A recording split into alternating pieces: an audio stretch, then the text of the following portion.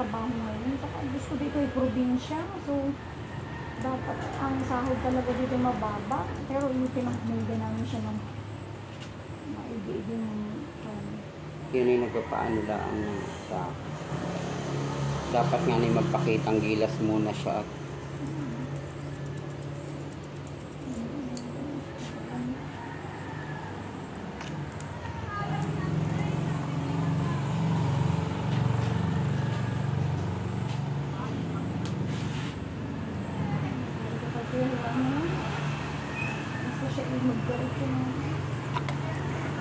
Parang nung lalong pumayat si Daddy.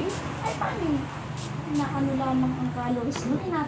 Control? Control hanggang 1.5 lang ang calories ng pagkain. Pag sumobra doon,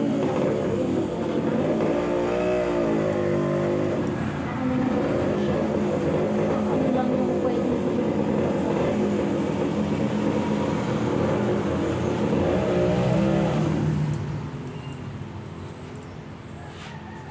Nakita ko doon sa picture nung sa video nung nag-birthday ay parang payat si Daddy. Hindi kagaya nung nagpunta ako dito na malaganda-ganda ang katawan. Tinataka lang yung calories mo ibay bilang, hindi pwede yung sobra.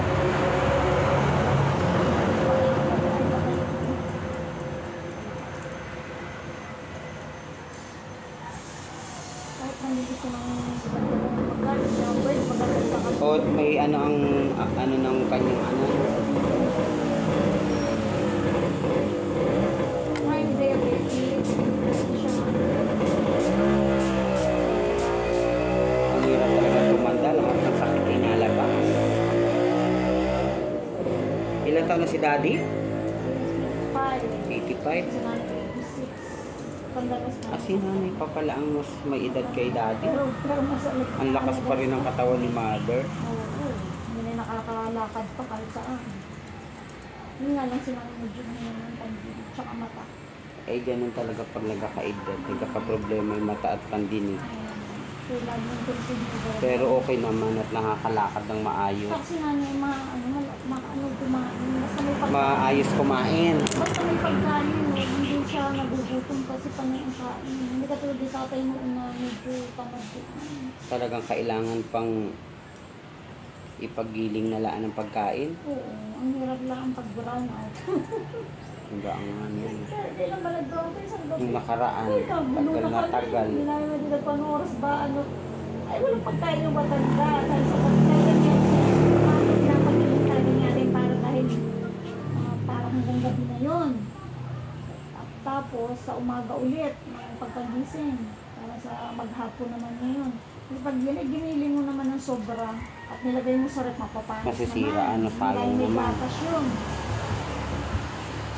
Ayun, kontrolado.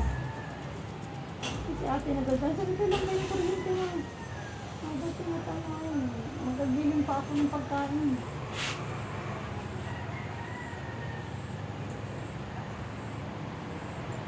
Nangyari sa parlor na parang spa, ano?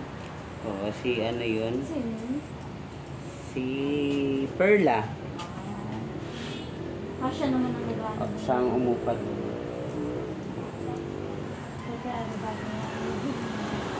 At nakagawin ka dun.